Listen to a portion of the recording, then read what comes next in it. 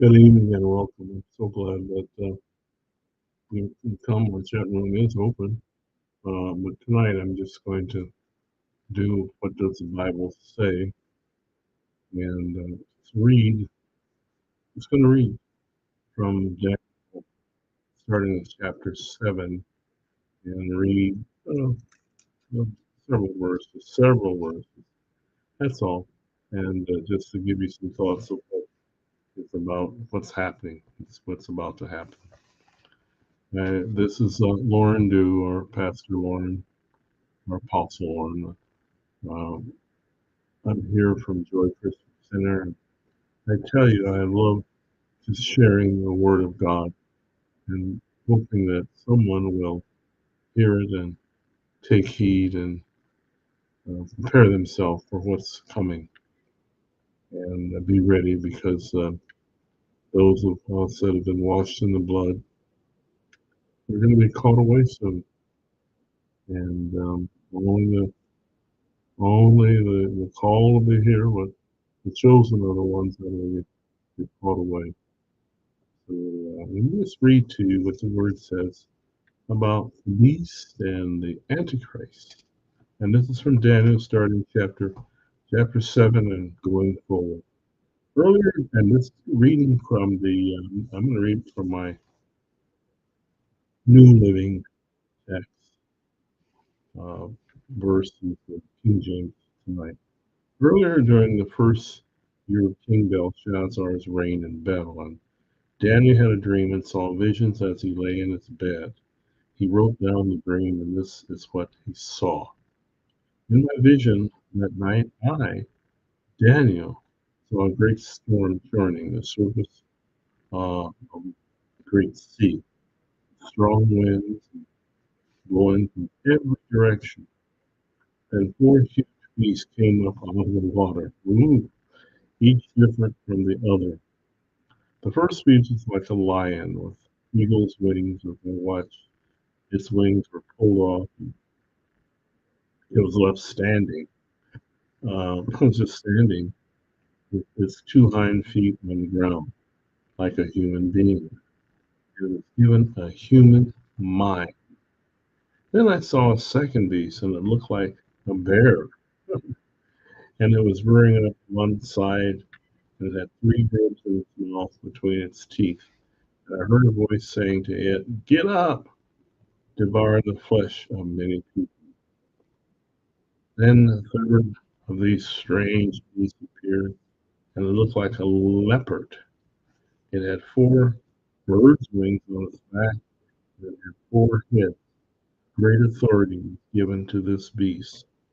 Then in my vision that night, I saw a fourth beast, terrifying, dreadful, and very strong.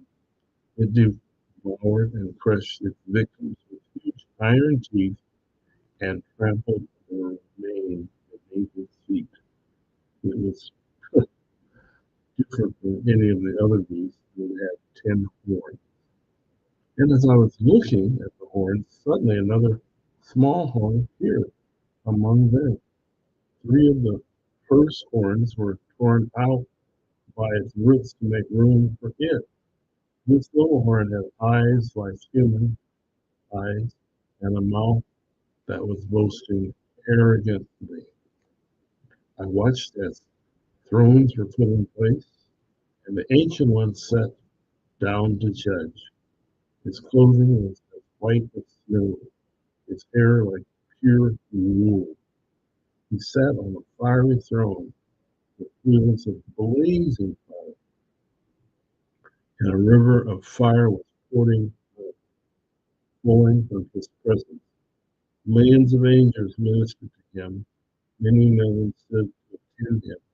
Then the court began its session, and the books were opened. I continued to watch because I could hear the little horns boasting speech. I kept watching until the fourth beast was killed and its body was destroyed by the fire.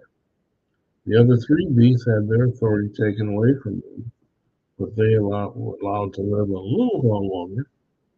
As my vision continued that night, I saw someone like the Son of Man, coming with clouds of heaven. He approached the Ancient One and was led into his presence. He was given authority, honor, and sovereignty over all the nations of the world. So the people of every race and nation and language will obey him. His rule is eternal. It will never end. His kingdom will never be destroyed. Now I'm in Daniel 7, starting verse 15. Going on. I, Daniel, was troubled. Of course he was. By all that I see, and my vision terrified me. So I approached one of those standing beside the throne and asked him, what does it all mean? He explained to me this. These four huge beasts represent four kingdoms that will rise from the earth. But in the end, the holy people of the Most High will be given the kingdom, and they will rule forever and ever. Then I wanted to know the true meaning of the fourth beast, the one so different from the others and so terrifying. It had devoured and crushed its victims with iron teeth and brown paws, trampling the remains beneath its feet. I also asked about the 10 horns on the four beasts' head and a little horn that came up afterward and destroyed three other horns. This horn had seemed greater than others, and it had human eyes and a mouth that was boasting arrogantly. As I watched, this horn was waging war against God's holy people and was defeating them. Until the ancient one, the Most High, came and judged in favor of his holy people. Then the time arrived for the holy people to take over the kingdom. Then he said to me, this fourth beast is the fourth power that will rule the earth. It will be different from all others. It will devour the whole world, trampling and crushing everything in its path. Its 10 horns are like 10 kings who will rule that empire. Then another king will arise, different from the other 10, who will subdue three of them. He will defy the Most High and oppress the holy people and Most High. He will try to change their sacred festivals and laws, and they will be put under his control for time and times and half a time. But then the court will pass judgment, and all its power will be taken away and completely destroyed. Then the sovereignty, power, greatness of all the kingdoms of heaven will be given to the holy people of the Most High. His kingdom will last forever, and all rulers will serve him. That was the vision. I was terrified. All my face was fear. Daniel's vision of a ram and a goat. Daniel, the first 8th chapter, start with verse 1. During the third year of King Belshazzar's reign, I, Daniel, saw another vision, following the one that already appeared to me. In this vision, I was at the fortress of Susa in the province of Elam, standing beside the Uri River. As I looked up, I saw a ram with long horns standing beside the river. One of the horns was longer than the other, even though it had grown later than the other. The ram butted everything out of his way to the west, to the north, and to the south, and no one could stand against him or help his victims. He did as he pleased and became very great. While I was watching, suddenly a male goat appeared from the west, crossing the land so swiftly that he didn't even touch the ground. This goat, which had one large horn between its eyes, headed toward the 2 horned ram that I had seen standing beside the river, rushing him in a rage. The goat charged furiously, with the ram and struck him, breaking off both his horns. Now the ram was helpless, and the goat knocked him down and trampled him. No one could rescue the ram from the goat's power. You know some people that are goats, don't you? The goat became very powerful, but at the height of his power, his large horn was broken off. The large horn's place grew four prominent horns pointing in four directions of the earth. Then from one of the prominent horns came a small horn, which power grew very great. They extended toward the south and the east toward the glorious land of Israel. Its power reached to the heavens, where it attacked the heavenly army, throwing some of the heavenly beings as well as stars to the ground and trampling. It even challenged, and by the commander of heaven's army by canceling the daily sacrifices to him and destroying his temple. The army of heaven was restrained from responding to the rebellion, so the daily sacrifice was halted, and truth was overthrown. The horn succeeded in everything it did. Then I heard two holy ones talking to each other. One of them asked, "How long will the events of this vision last? How long will the rebellion that caused desecration to stop the daily sacrifices? How long will the temple and heaven's army be trampled on?" The other replied, "It will take 2,300 evenings and mornings. Then the temple will be made right again." Mm. So then Gabriel explains the vision.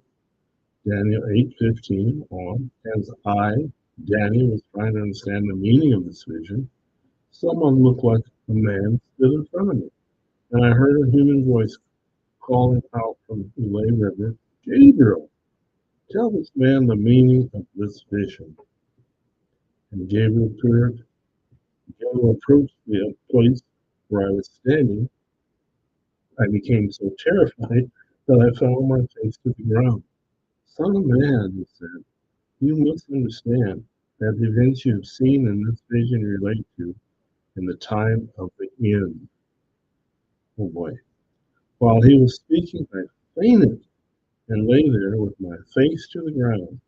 But Gabriel roused me with a touch and helped me to my feet. Then he said, "I am here to tell you what will happen later in the time of the wrath." What you've seen pertains to the very end of time. The two-horned ram represents the kings of Media and Persia. The shaggy male goat represents the king of Greece, and the large horn between his eyes represents the first king of the Greek Empire.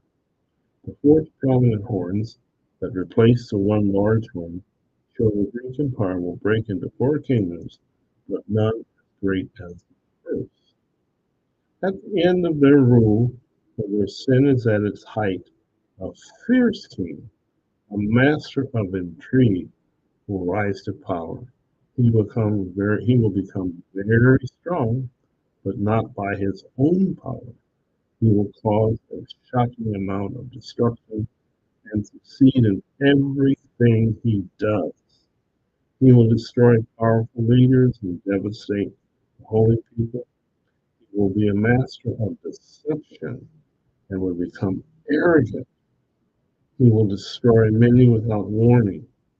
He will even take on the prince of princes in battle, but he will be broken. Though not by human power. This vision about the 2,300 evenings and mornings is true, but none of these things will happen for a long time. So keep this vision secret. Then I, Daniel, was overcome and lay sick for several days. Afterward, I got up and performed my duties for the king, but I was greatly troubled by the vision. Oh, my. After I got before my duties became, but I was very troubled in vision and could not understand it. All right, so that is just giving you a glimpse, uh, just enough detail to hopefully make you want to know more. But think about what's going on. That's all I got to say. And if you want more information, I'm going to give you my email. You can send me a note if you like. We'll be glad to chat with you. Let's see if I can find my email is. I think I'll use tonight. We'll use. You can call this number if you like. That's one way of doing it. And then scroll down to. This doesn't work, really. It's one of those things. Here we go. Here's the email you can use. You got a question. Okay, again, as I said, I am Lauren Dew, the apostle. I hope that was intriguing to you because we are right very close. We could be within 7 years span of when the church will be called back. Think about that. God bless.